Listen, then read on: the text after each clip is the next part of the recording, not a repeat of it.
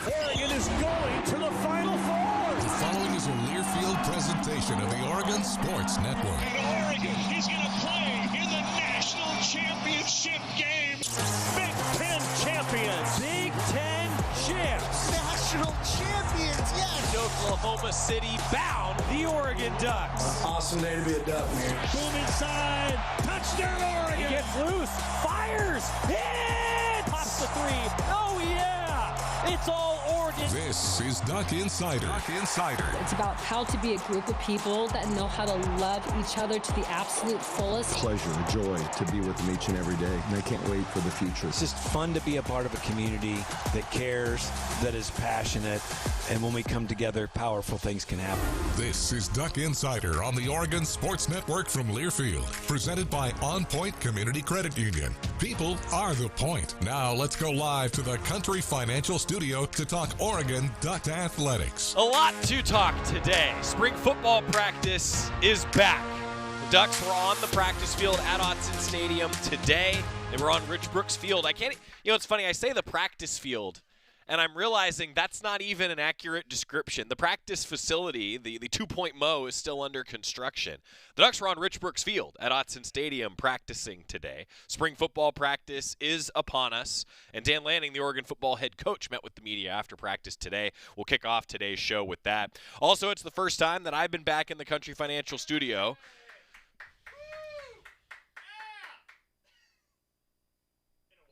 since Oregon men's basketball fell in the Big Ten tournament. Now, by all accounts, it looks like that'll be the end for the Ducks in this season. But look, I do want to say, in the modern era of college basketball, I have no idea what could happen. I mean, there's a tournament that starts in April in college basketball these days. So, I don't want to definitively say, the coaches might not decide, players won't decide. But right now, though, it looks like it comes to a close, and I want to put it in context for everyone, too. We'll do that on today's program. And then Oregon baseball last night, a big seventh-inning difference, put up a crooked number. The Ducks are now 14-3 to start this season.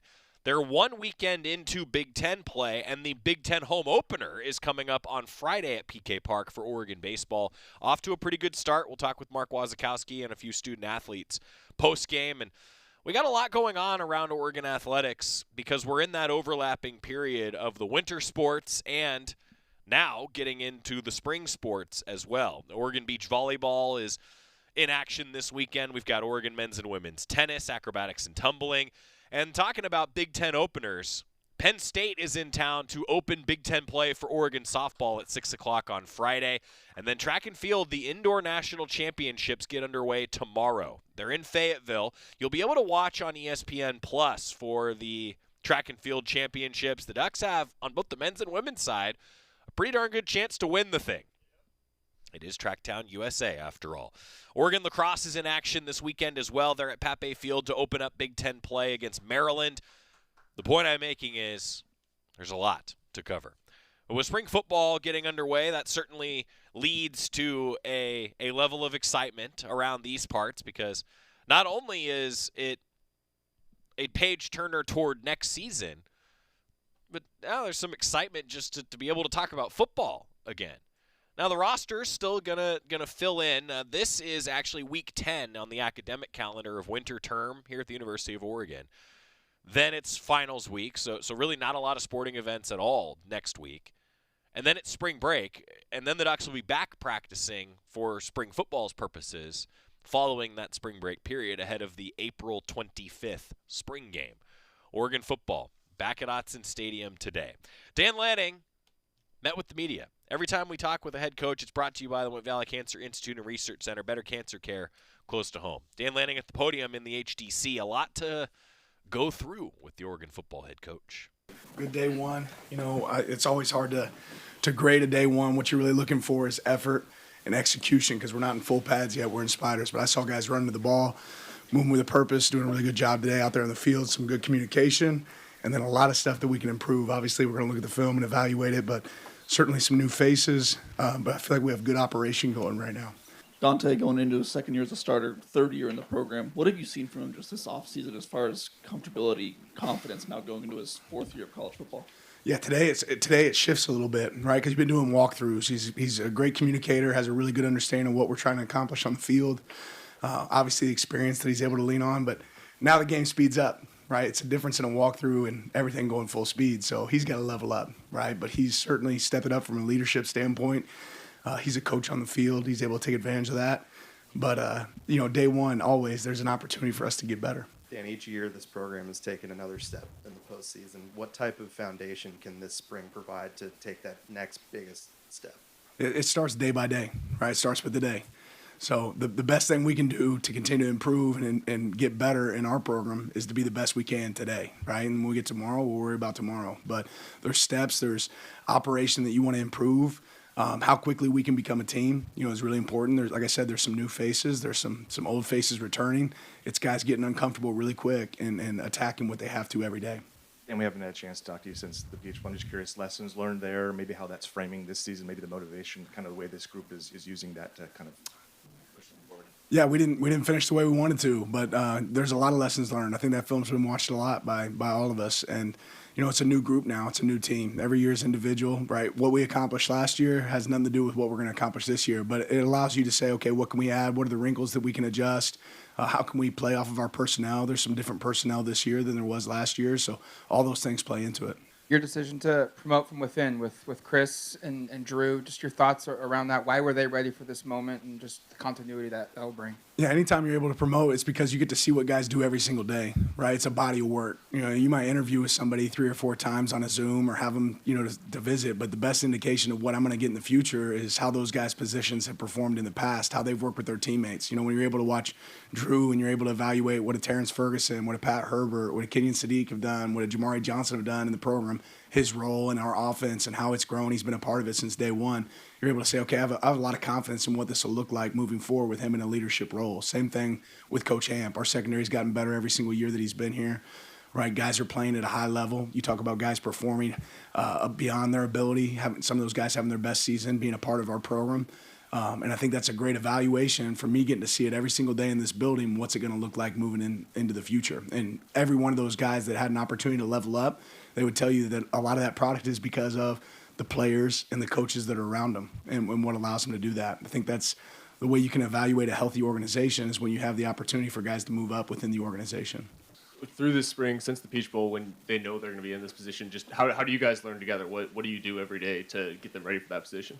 Yeah, work, right? And then it's evaluating the things that we haven't done, right? So, even before they stepped into these roles, I assume you're talking about Drew and Chris, right? Like those guys, we had you call it periods last spring. I'm always trying to prepare what's next. So there's periods of practice where those guys were calling a game just like they would if they were sitting in a coordinator position. So a lot of that prep started a year ago. It started 2 years ago, right? They've sat in that seat. They've worn that hat. But now it's going to be more of that, right? How do I play it like a game? We have periods throughout practice, opportunities within the building to simulate the game before we get to the game.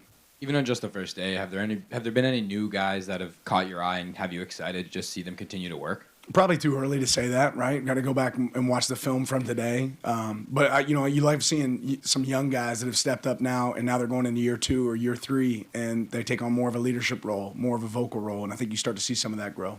How's Dylan Raiola come in and kind of assumed his role in that QB room next to Dante, and where's he at in his recovery this spring? Yeah, he's working. He was able to practice with us today. We're being conscientious of where he's at as he comes back, but he's pushing, and it's new for him, right? He's coming to a new system, but he's learning it well. He's definitely a cerebral player that can make the throws, so very excited about, where he's at and where he's continuing to grow. A lot of discussion about federal legislation for NIL. What is your stance on that and just your thoughts on the current system and challenges of rev share? Yeah, I try to focus on what I do control, right? So we adjust to the rules as they adjust. It's something we don't currently control. I think it would be great if there's some uniform. But again, I'm always going to say before we make a new rule, let's make sure we have a plan to enforce it. And I would say based on the previous 12 months, I don't know where the enforcement piece is playing into this and what it looks like. So we'll continue to adapt and adjust. That's college football. Out of the way that guys like Dylan Thieneman and Jaden Kennedy found success in unique roles in terms of their versatility last year, informed the way you guys kind of tried to construct this year's secondary? How will it, you said, or what? Like, how did it? Like, you guys built a secondary over the offseason, but how did the way that those guys had success in unique roles in terms of the versatility kind of inform this year's decision-making? Yeah, I mean, always you're trying to play to two things: people that fit your system and have the character and the athletic ability to fit what you do, and then your job as a coach to be able to make sure the scheme fits to what your players do. And that's part of what the spring's figuring out. We got on both sides of the ball, we got a multitude of calls that we can execute. We got to figure out which ones we can execute the best, and then how that fits our personnel that's going to be on the field. With Dylan here now and Dante, two guys with big, Power 4 starting experience. Kind of what's the dynamic there? How have you seen those two work together? What's the competition looking like, I guess? Yeah, it's like the same it is in every room, right? Guys going out there competing, making each other better, right? And every one of these guys cheer for each other's success. They want to see each other. When you step out in the field and practice, it's offense versus defense. Offense wants to win, defense wants to win, right? So these guys compete at the highest level, but when they're out there on the field, they're hoping for each other's success because the stronger we are as a team, right, the better we're going to be as a team. So they've worked really, really well together, just like every position we have out there. About getting young coaches in here and developing them and giving opportunities. Cameron and Koa are two guys that have been behind the scenes the last 3 or 4 years and are elevated up. What did you like about them and kind of just their roles now with this program and their positions? Yeah, titles might adjust a little bit, but Coach Aragi, I mean, he coached our edge last year, right? Koa coached our quarterback last year, so it might look different on paper to somebody outside looking in, but those guys were very involved in what we do day to day operationally last year, and they've earned the opportunity to continue to elevate. Not easy to replace someone like Dylan Thieneman. Obviously, it's a nice benefit to be able to go in the portal and get someone like Koa or Coy in. What have you seen from him so far this offseason and kind of how he's taken a spot in that room? Well, he's football serious, right? You'll start there. The guy's infatuated with ball. And that stuck out even when he came on his visit here. He wasn't really interested in seeing where he's going to live or what that looks like. He's ready to watch some film. So I think that carries over and very, very similar, to the standpoint of how Dylan operated and what he wanted to create while he was here. Oregon football head coach Dan Lanning chatting with the media following the first spring football practice. Ducks get 15 practices. One of them is the spring game that all of you will hopefully be at Autzen Stadium for on April 25th. Ducks are already getting, I think, some anticipation for that spring game, but to ground all of that anticipation and that excitement, you hear it in Coach Lanning's voice right there. There's things to work on. It's part of the process. First time that really all of us have talked with Coach Lanning following the end of the season and now building out the roster. Sure, there was National Signing Day, but it's a different feeling once you're back on the practice field. And the intensity just being back out there today, it was fun. Now, things do change a little, as Coach alluded to, when you're not just in spiders. When you're in full pads, it pops a little different throughout spring football. A timeout, and when we come back, we're going to hear more from Dan Lanning. Keep it here on the Oregon Sports Network from Learfield. This is Meditating with Jan from Toyota. Soften your focus and imagine yourself off-roading in a Tacoma. Breathe in, breathe out, and go from dreaming it to driving it today. That's Jan's meditation. Toyota, let's go places. As a local community credit union founded by teachers, OnPoint is committed to supporting the students and faculty at the University of Oregon. And on game day, we're right there with you, on the field, in the bleachers, and in the classrooms. Drop by one of your local branches today and discover the many ways OnPoint can help support your financial well-being. OnPoint Community Credit Union. People are the point. Federally insured by NCUA. Equal housing opportunity. This is Meditating with Jan from Toyota. Soften your focus and imagine yourself off-roading in a Tacoma. Breathe in, breathe out, and go from dreaming it to driving it today. That's Jan's meditation. Toyota, let's go places. Duck Insider continues from the Country Financial Studios in 1 minute on the Oregon Sports Network from Learfield. We asked parents who adopted teens to share their journey. We just kind of knew from the beginning that we were family. They showcased a sense of love that I never had before. I mean, he's not only my parent, he's like my best friend. At the end of the day, it's all been worth it. I wouldn't change a thing about our lives. Learn about adopting a teen from foster care. Visit adoptuskids.org to learn more. Brought to you by Adopt US Kids, the U.S. Department of Health and Human Services, and the Ad Council. My mom has decided to learn to paint, and she's good. My dad's now into creative cuisine, and I've already put on 6 pounds. Learning new things comes with age. My mom, she started forgetting my name and what we're talking about. Forgetting well-known things doesn't. Memory loss may be a sign of Alzheimer's disease. Early detection gives you and your loved one time to plan for the future. Learn the warning signs of Alzheimer's at 10signs.org. Brought to you by the Alzheimer's Association and the Ad Council. I want you to know. I said I want you to know right now. You've been good to me, baby. Better than I've been to myself. Duck Insider is presented by OnPoint Community Credit Union. I'm Joey Mack in the Country Financial Studio. While Oregon football is back practicing, there are a number of teams that are entering into Big Ten play. And I was reminded just today talking with some folks around football practice, like, remember last year Oregon won 8 Big Ten championships?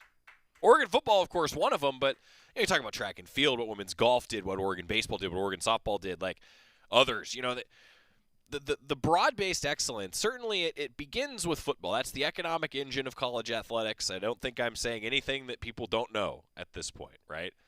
And so to unpack that further, like you think about what happens on the practice field today and how just that one example is one of many that leads to these trophies that are on display in the Casanova Center next year, 10 years, 15, 20, 30, 50 years from now. You know, coaches talk all the time about the process.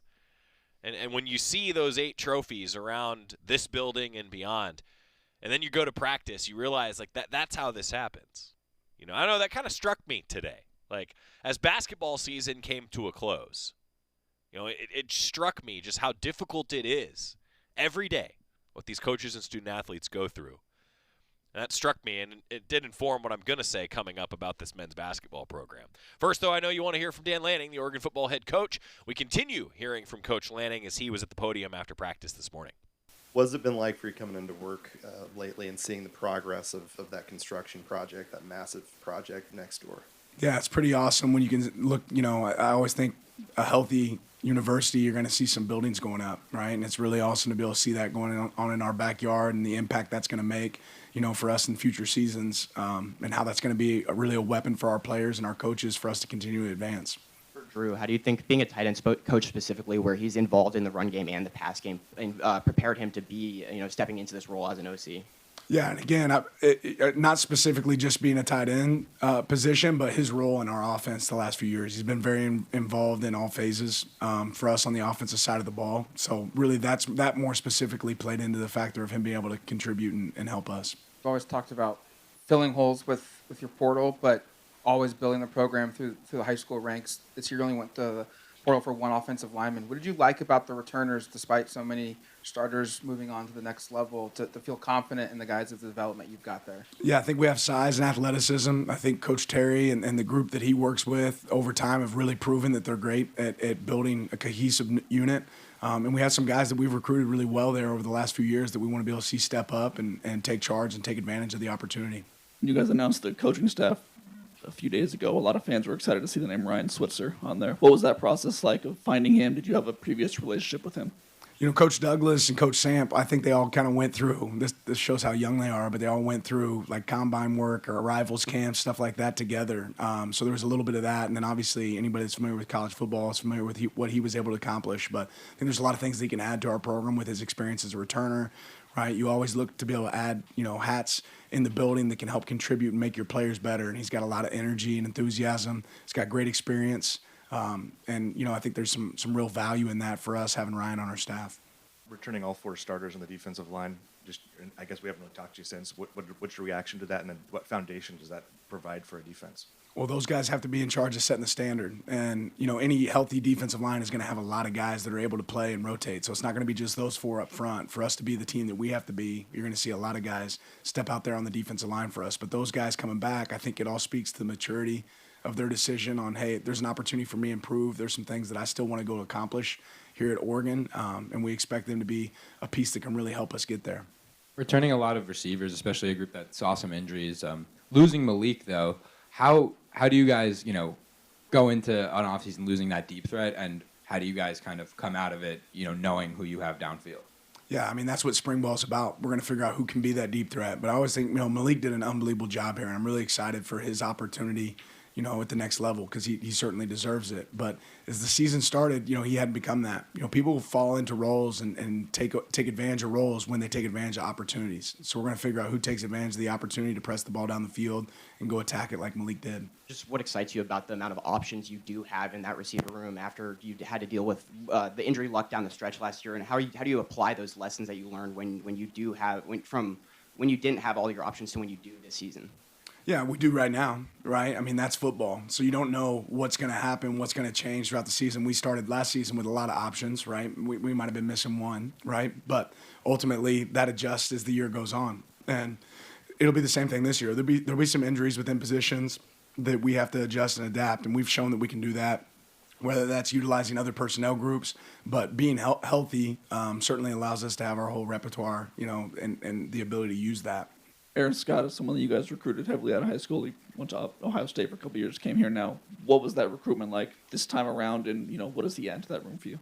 Yeah, the message really didn't change. For Aaron, we pointed out some of the same things. And I think, again, the more you build over time, you get to really point to the past and say that's an indicator of the future. And there's some things that we've been able to do with guys in the secondary here in the past that really point to the future of what that's going to look like. And it involves having players like Aaron that can come compete. He's a really good player.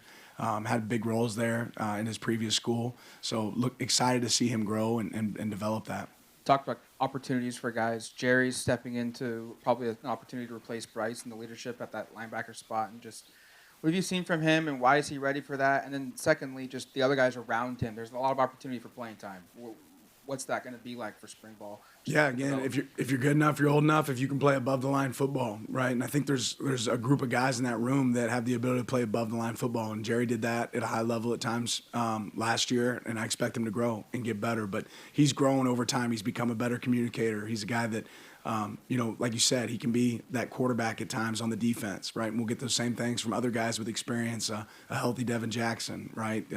Dylan Williams, right? Gavin Nix, Braden Platt. There's a lot of guys in that room that can step up. There's some new faces in that room that can step up. So Will Stratton, all those guys are earning opportunities as we go through this spring. What does success look like for Nas Wyatt this spring as he steps into a bigger role in terms of instead of being the guy that's 3-4 pass rush snaps a game and really filling in for Mateo and Tatum? Yeah, I mean, there's a huge difference in coming from high school and stepping out on the field, especially, for the multitude of things that we do in our defense. But now Nas is a guy that has a lot better understanding of what we're trying to accomplish. He understands that his ability to play more is based on him being on the field on first and second down, not just pass rush situations. He's done a great job with his body. Now it's about maintaining that and continuing to gain the strength and the weight necessary to be an every down player for us. But he's a dynamic threat that we have to figure out how we can utilize, because he certainly makes an impact when he's on the field. Obviously, you guys lose 3 starters on the offensive line.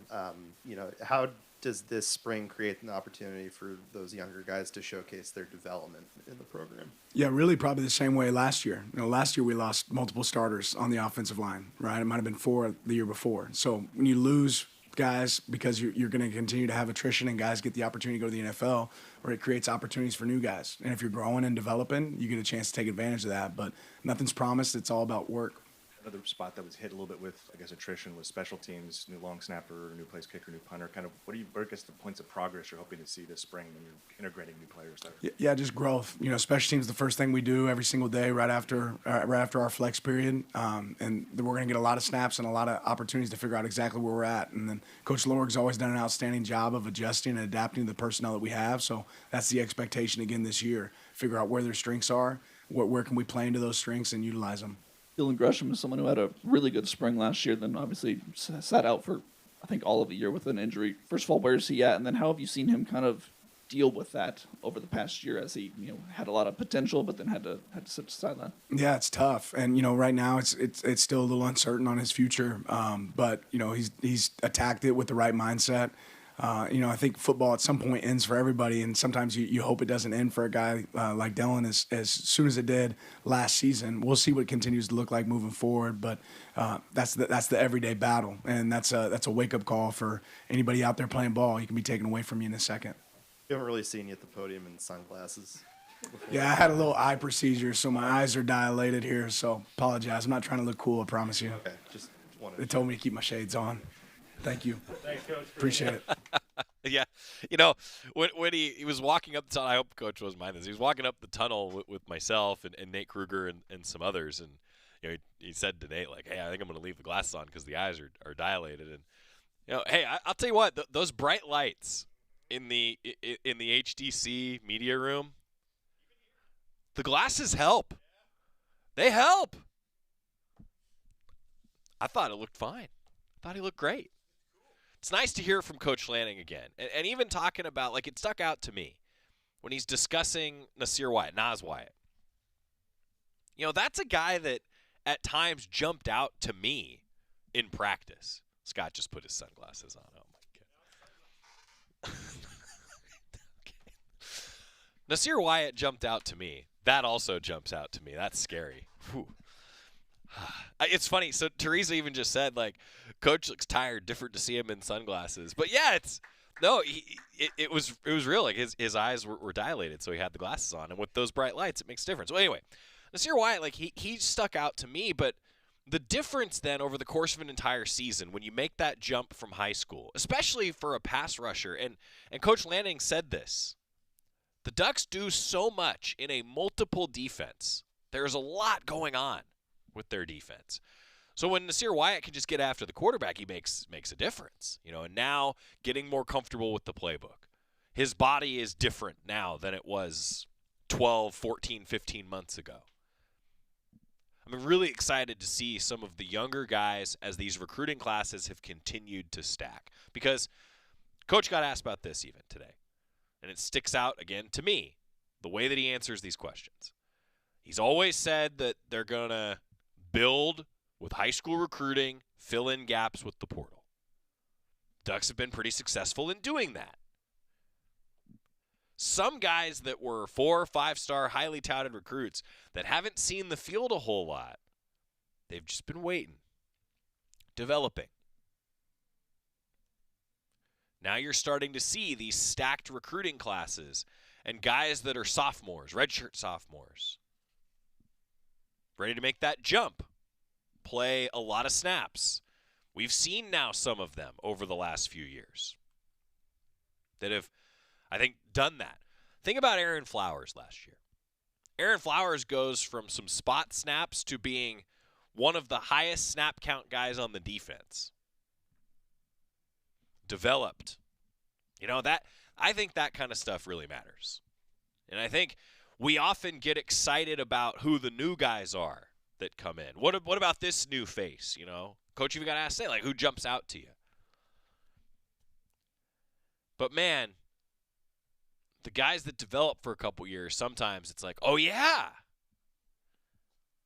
And I know there's a lot of the Oregon football junkies like myself out there that are tracking it, but there's also the casual fan that sees the recruiting class. Then a couple years later, they start to play. You're reminded, these guys have worked hard behind the scenes, maybe further down on the depth chart. And as Coach Lanning always says, if you're good enough, you're old enough. Sometimes in order to get good enough, though, it takes time to develop. And I think that's what spring football, every year, that's what spring football is about for me. I get to look down that roster, go, okay. Man, look at the hard work he put in the offseason. And what's always a fun check for me, talking about the football sense, is Jorgie will come to practice. And Jorgie's not at practice every day like me, like Jerry. And Jorgie will go, wow, how about that? And that's what I'm always like, hey Jorgie, what do you got here? Makes it fun. As Coach Lanning meeting with the media, Ducks will continue spring practice this weekend. We'll hear from both of the coordinators over the weekend as well. The two new coordinators, in Drew Maringer and Chris Hampton, they were co-coordinators last year. Now they're the number one coordinator, for lack of a better phrase. We'll hear from those guys coming up this weekend and on the show next week. Timeout, and when we return, basketball season on the men's side has come to a close. We're going to break it down a bit on the Oregon Sports Network from Learfield. As a local community credit union founded by teachers, OnPoint is committed to supporting the students and faculty at the University of Oregon. And on game day, we're right there with you, on the field, in the bleachers, and in the classrooms. Drop by one of your local branches today and discover the many ways OnPoint can help support your financial well-being. OnPoint Community Credit Union. People are the point. Federally insured by NCUA. Equal housing opportunity. Hut, hut, hi! When life blindsides you with an injury, you need a team that's tough. For over 30 years, Morgan & Morgan has been fighting for the people. This season, we're proud to partner with Oregon Athletics. Because whether it's on the field or in the courtroom, we're both determined to do what it takes to win. Morgan & Morgan, proud partner of Oregon Athletics. Injured? Dial pound law. Morgan & Morgan, 10150 Southwest 6th Avenue, Portland. Prior results do not guarantee a similar outcome. More Duck Insider from the Country Financial Studios after this on the Oregon Sports Network from Learfield.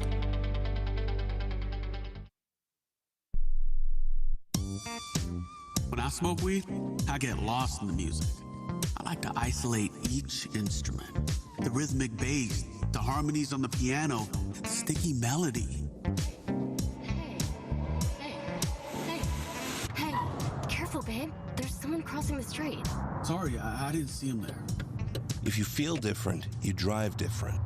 Don't drive high. It's dangerous and illegal everywhere. A message from NHTSA and the Ad Council. Hey, Dad, how do airplanes fly? What's in this box? Is this tree good for climbing? How are babies made? What does this thing do? Kids are curious about everything, including guns. Talking to them about gun safety in your home is a good first step, but you can do more. Always keep your guns locked, unloaded, and stored separately from ammunition. Safe gun storage saves lives. Learn how to make your home safer at endfamilyfire.org. That's endfamilyfire.org. Brought to you by End Family Fire, Brady, and the Ad Council.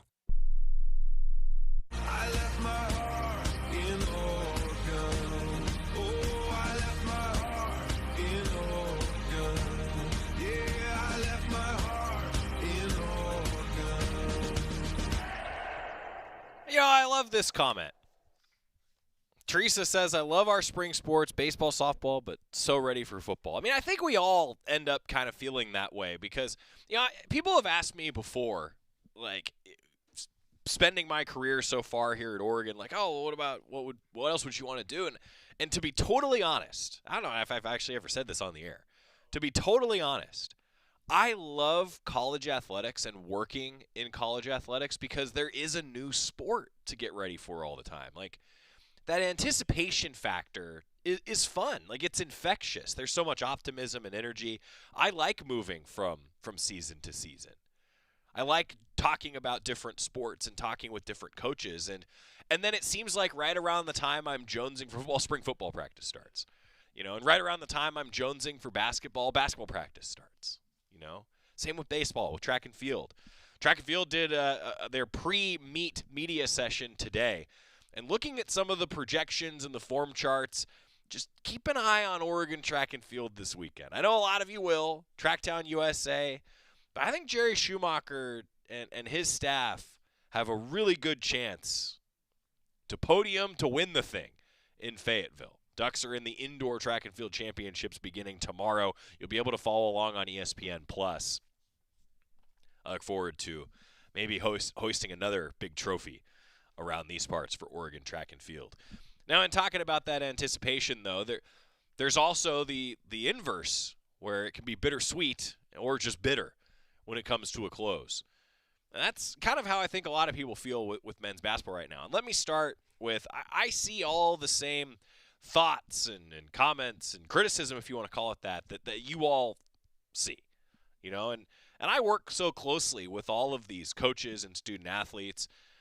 And my job in some ways is easier than most broadcasters because, you know, my colleagues that come in to do the game for TV, they're neutral, right? Like, you know, I've had this conversation with so many of them. Like, they're there to call the game for both sides.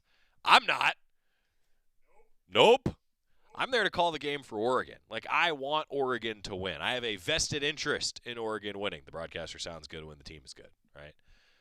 And so for this team, I fully admit it was hard to see the coaches and the student athletes struggle because you don't anticipate you're going to lose Jackson Shellstad heading into the season. You don't anticipate he's going to come back, and then around that time you're also going to lose Nate Biddle for the first of 2 times this year. Then KJ Evans is going to get sick for a game. Then Jackson Shellstad's hurt again, and he sits out the rest of the year. Devon Pryor gets hurt. He ends up sitting out the rest of the year. Ezekiel Demir, on a hustle play, lands on his shoulder. He ends up missing the rest of the year. Like, Sure, you always want to have a deeper team. You always want more depth. Everybody wants more depth. Just like in the world, everybody wants to get paid more, right? Of course, like this is natural. You want to have a deeper team. It's easier said than done. And when you have all the injuries like the Ducks did, they never found a rhythm offensively. And then, as Coach Altman pointed out, we'll point out so many times, they made too many mistakes defensively. That comes down to scouting report, and it comes down to, so many different things. But now that the team has concluded the Big Ten tournament, and there won't be an NCAA tournament run for this team, and that's rare. Coach Altman, he said it. You heard it yesterday. Ryan played his post-game comments. Coach Altman's teams just have not been through this. You talk about a coach that until this year had assembled winning seasons in every year at Oregon, had won 20 games in every year, dating back to before he was the head coach at Oregon. So yes, does the team expect to be in the NCAA tournament? Absolutely. Is the expectation to be there? Yes. That's what the program is. And that's what Coach Altman has built the program into. It's what Coach Kent had built the program into. This all builds on itself, right? To me, the off-season, though, will be interesting because I think the coaches and the student athletes, they would be the first to tell you, of course they don't want to be having this conversation on March 12th. They want the conversation to be, hey, seeding in the NCAA tournament, right? And I use an example locally here of Kelly Graves and women's basketball. Went through a tough year a couple years ago, right? We all remember. And now look where that program went. They were able to flip the roster, brought in somebody like Deja Kelly. Now they have this core of maybe the two best players on the team are sophomores. Well, women's basketball is now talking about being, a 7 seed, an 8 seed in the NCAA tournament. We'll find out on Sunday. We'll get the selection and, of course, break all that down for you next Monday. But that's what can happen is you can see it flip in what is a very competitive basketball conference in both men's and women's basketball. So I am encouraged and I'm excited to see in the transfer portal era with a 5-star recruit coming in for Oregon men's basketball, how can the roster be reconstructed and look a little different, right? With some juniors that are on the roster that are big-time pieces, I think, for any program. But I hurt for the coaching staff. I hurt for the student athletes. And I hurt, for a guy like Nate Biddle, one of a few seniors on this team who really went through it, Nate doesn't want to be injured. He doesn't have that same bounce as Coach Altman would always talk about with his injured ankles. But I think that the proof is there that it can turn around to be where the program has now built its expectation to be. So I'm curious what the offseason will bring for this Oregon men's basketball team. And I know words like curious, and everyone's like, well, but Joey, what do you think is going to happen? Well, I'll just say this. I've seen Coach Altman and his staff win a lot of games. And I know they expect to win a lot of games. So my curiosity, I think, is even amplified by the fact that this staff, this program has demonstrated where they think the expectation should be. And that expectation is to have a winning team. And I think they'll have that next year. Now I'm already jonesing. See, we talked about that. Now I'm already jonesing for basketball practice to get going again. Here we are. Meanwhile, Oregon baseball. Win number 14 last night. Now 14-3 on the season. Let's hear from Waz after what was a little bit of an intense game yesterday in a midweek series finale against Xavier. We'll break it down after this on the Oregon Sports Network from Learfield. At Shadow Hills Country Club, we're more than just an award-winning golf course and practice facility. Our events team offers all-inclusive event pricing that allows us to take care of all the details while you enjoy your event. Our indoor and outdoor venues offer you a wide variety of fully staffed options that put the focus on you. From weddings to business and social events, at Shadow Hills Country Club Events Center, you get the benefits of a resort atmosphere and amenities in a peaceful country setting, just minutes from downtown Eugene. Call for a tour today or visit shadowhillsevents.com. Hey, Duck fans, at Country Financial, they make insurance easy. Whether you're shopping for home, auto, or more, their representatives will take the time to understand your specific needs and explain what options work best for you. Worry less and feel more confident knowing you're covered. Visit countryfinancial.com to get started today. Experience more with Country Financial. Auto and home insurance policies issued by Country Mutual Insurance Company, Country Preferred Insurance Company, and Country Casualty Insurance Company, Bloomington, Illinois. Duck Insider, your home for the latest news on Oregon athletics on the Oregon Sports Network from Learfield. You wanted to be cool, which led you to smoking, which led to a pack a day.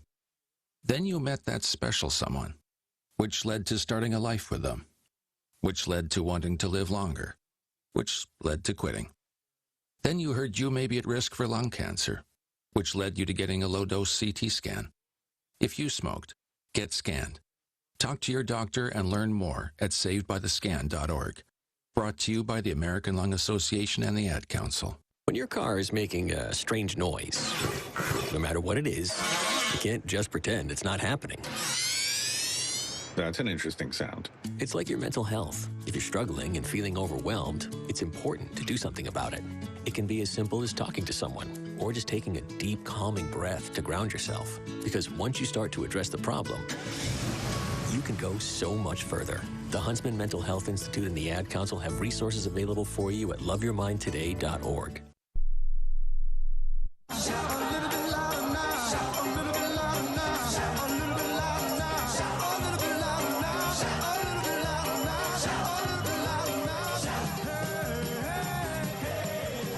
Oregon baseball with a Big Ten home opener coming up tomorrow evening at PK Park. Hope to see a lot of you there. A 4 o'clock start. It's on Big Plus, and then myself and Ryan Milano will have a 3:45 pregame show for you when Oregon baseball faces Indiana to continue Big Ten play. Had a midweek series against Xavier that concluded yesterday. Oregon won in dominant fashion on Tuesday. They won 6-3 yesterday. It was tied at 1 after 3. And it was tied at 1 going to the bottom of the 7th. Oregon then hung a 5 spot in the bottom of the 7th inning. And the Ducks did all of that with 2 outs. First 2 hitters of that 7th inning were retired. And then Oregon worked some counts, got some big hits. Suddenly, it's a 6-1 advantage. Now, the best player for Xavier, Stonehouse, hit a 2-run home run in the 8th inning to make it 6-3. Xavier actually out-hit Oregon 9-8. But Ryan Featherston came in and really calmed things down. And the Ducks, by the way, did this against the 2 best relievers that Xavier has. And talking about Ryan Featherston, you know, it's cool with the analytics of baseball sort of expanding now into college baseball at a higher rate. You know, like, baseball's always been such an analytics game, right? There's a lot of stats. But now you're seeing more and more of it at the college level. So, for example, you know, Big Ten Network just did this, and 643 Charts is an organization that does different data solutions, and they just tweeted this today. Big Ten stat leaders in terms of whiff percentage. Love that. How often are you swinging and missing, right? Well, the Oregon Ducks are actually the best team in the Big Ten in terms of forcing swings and misses on their pitching staff. Tanner Bradley and Ryan Featherston as individuals are 2 of the top 4 in the conference. Ryan Featherston pitched yesterday. He also showed up on a – it's amazing to even start thinking about this – on an end-of-year Pitcher of the Year watch list. You know, he's already showing up on those sorts of lists. And I bring it up because I think it speaks to the individuals, but also just the entire team and depth of this Oregon pitching staff has been good. And the Ducks had that on display in this 2-game set against Xavier because Wednesday – is a weird day for college baseball, right? Normally you'd play a midweeker on Tuesday. You play your 3-game series Friday, Saturday, Sunday. Teams are built to win 3-game series. Great teams are built to win midweeks. It's very difficult for any team to win both games of a midweek series because you're really getting into the depth of your team. We saw depth offensively. We saw depth on the mound. Ducks won 6-3. I think Mark Wasikowski would tell you not the cleanest baseball game in the world, but Oregon won. See if I'm right, as Mark Wasikowski met with the media postgame. What were you seeing from Xavier starter that sort of slowed you guys down? Well, we knew going into it he was going to be a guy that, kind of like the guy that we saw on Saturday at Purdue, that just really can pitch. And same with their closer. Their closer's really good too, that lefty that comes out there, and we were able to get to him, which was really huge. Dom got that swing off of him. Gabe got a swing off of him, and so we were able to tack on some runs right there, which was really important. There's a difference in the ballgame. For a midweek game, it got a bit tense after Mabius' home run. How did you like your team's response to that? Well, usually tight games, when it's the tie score, those are usually your tense games. Your 10-0 games or whatever aren't usually very emotional. So, it was a good game, right? We needed to play a close game. We got a close game. Burke got inserted in the game and felt like the matchup versus that specific pitcher with Burke coming in there and, even before him, Owen Morgan, those guys were a better matchup against that guy. I thought Owen had a really good swing at it and he just missed it, and then Burke got it, which was huge. I thought he gave us a big energy lift there. What would you like from Leo Ullman making his first start since 2023? Pretty cool, isn't it? Good story. He's a worker. He's a great kid, a really good human being, and, his stuff now is better than it's ever been. He's old, the pitch is good. Really wanted to get him through that third inning if we could, but, nevertheless, I thought he threw the ball well, and he's going to continue to build his arm up to where he can throw more and more innings. Couldn't make it through that third inning, but the relievers came in, also kept tacking on strikeouts. It was 16 total strikeouts for the team. What would you like from that ability today? They have good stuff, right? And usually good stuff equals guys that are probably going to be tough to hit, and you're going to get your strikeouts that way. Our pitchers have really good stuff and live arms. What was it that made so Gustola could only get one batter there in the ninth? He was going to get one batter either way. His job was to get the lefty. That's it. The infield defense came up big today, Cooney with a couple great plays. Maloney had one behind the bag. Just what did you make of that performance? And probably the best play that Cooney even made. The guy beat it out. He was just a fast runner, right? But he made a heck of a diving play there. I think it was the ninth inning, where he made a heck of a diving play and fielded it and just didn't get him by step. But, yeah, the infield's played really well. Credit to Coach Grant. Could you talk a little bit about the guys that were in new spots today? Schleicher making the first start in left, and Milwaukee's getting his first start, Gabe and Wright. Well, there's a lot of good players, first off, right? And, you can play the guys. We've had a couple of guys get a little bit dinged up, and so we were trying to give them some guys a little bit of a breather as they needed it. And then the other guys, Junior's been swinging that really well. And so I think he got another, squared another ball up today, and I liked his at-bats. And so, he's really been earning it, and so have a lot of these kids, So, yeah, I think they're going to get a lot more at-bats. Elijah Cook's fielding resume from the D2 level is pretty impressive, and they scored a run today. Just what do you make of his value in that role? Well, he's an elite defender. We can all see that. He's got a rocket for an arm, and he can really go get the ball, and he's fast around the bases. And so, having that at our disposal is really – he's a great kid, too. Awesome teammate. What have you seen from Dominic Hellman? 2 years ago, Dominic Hellman, it just seemed like he was a home run guy, a lot of strikeouts, but now he's spraying the ball all over the field. Yeah. Today he goes out and gets that double. What have you seen from his improvement?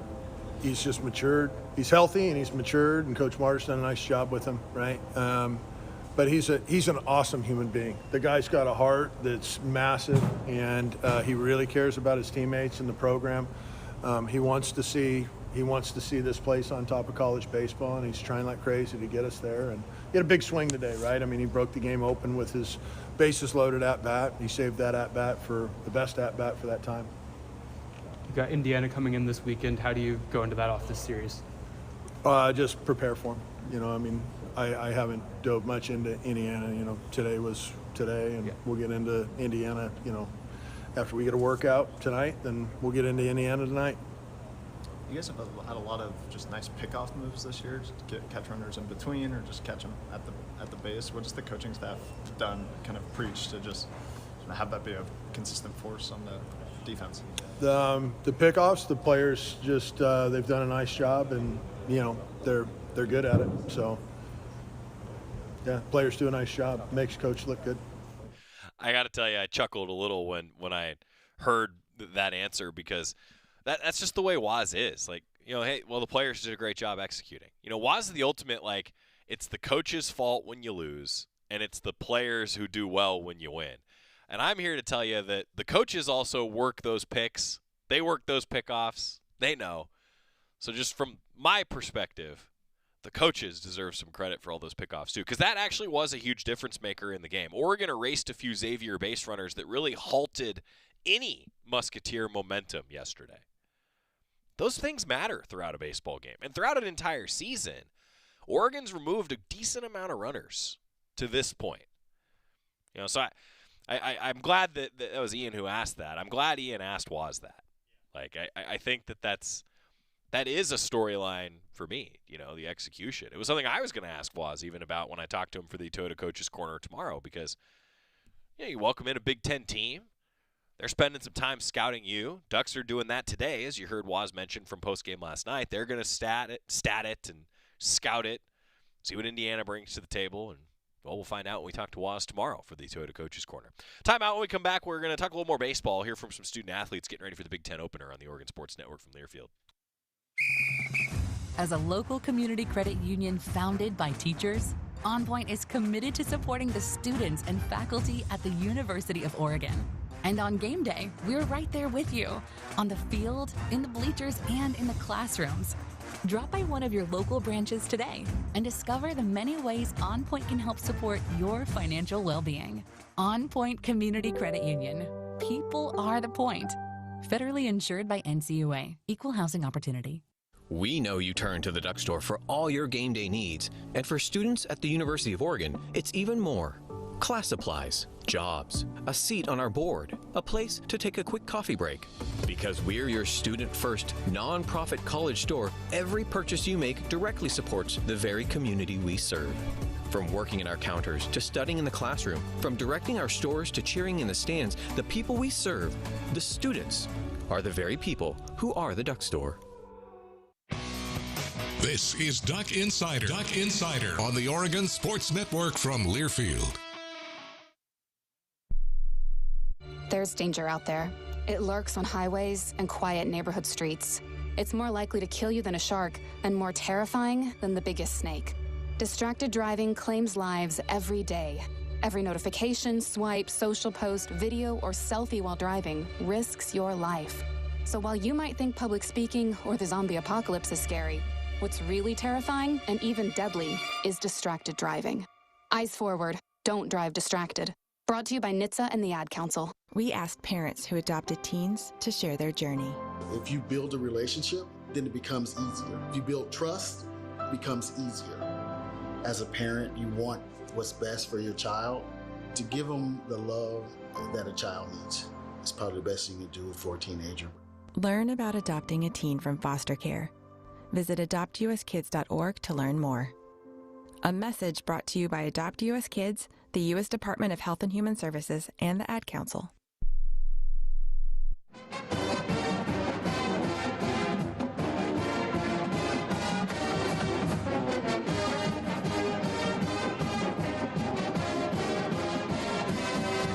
Duck Insiders presented by OnPoint Community Credit Union. I'm Joey Mack in the Country Financial Studio here at the Casanova Center. Oregon baseball 14-3 now, welcoming Indiana to PK Park. 4 o'clock, 2 o'clock, and then it's a 12:30 start on Sunday. A little different because that game's been selected for a Big Ten Network broadcast, so it slid back by half an hour. That means a 12:15 pregame show for us on Sunday.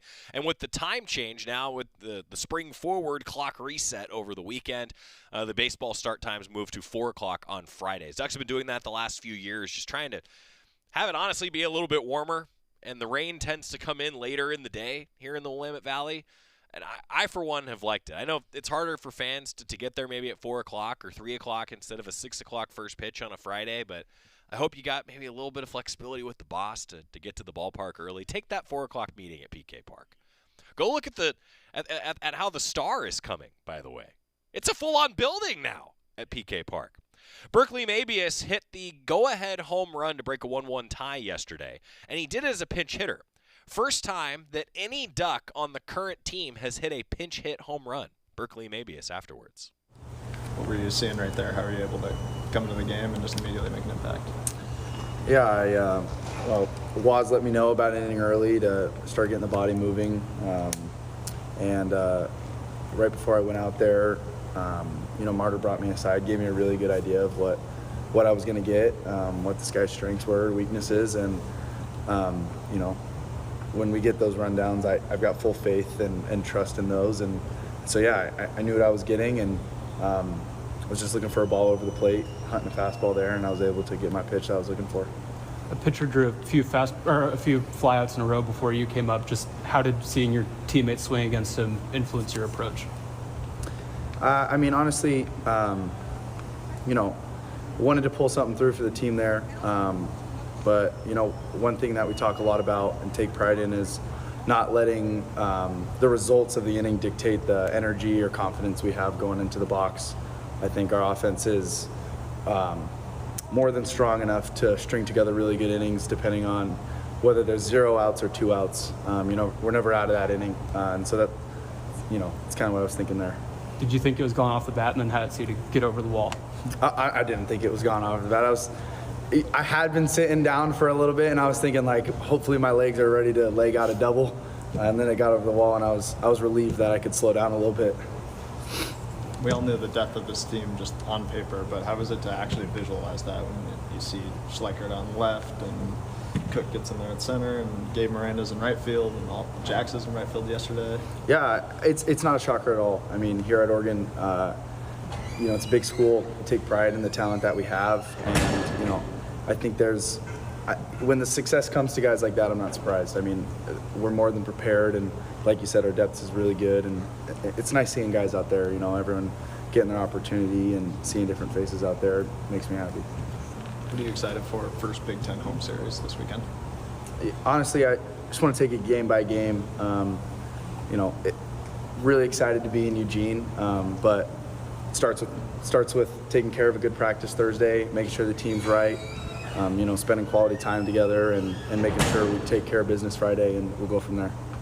Go from there, but it is the Big Ten home opener, which is fun. And I know we're getting into this time of year, looking at the forecast. I get it. I think it's going to be nice at PK Park. That was Berkeley Mabius. He hit the go-ahead home run as a pinch hitter. He and Braden Jackson have both caught well. And it's been, I think, really valuable to have both of those guys able to catch, because it leads to moments like that. You talk about the depth of the team, but it's also quality depth. And the ability to rest guys on a Wednesday game when you need to, heading into Friday against Indiana. Tomorrow, we got a full weekend preview. Missy Lombardi, Jess Drummond. We can talk a little more baseball. We'll see you here tomorrow. You say you never give in to a meltdown and never fill your feed with kid photos. You say you'd never put a pacifier in your mouth to clean it.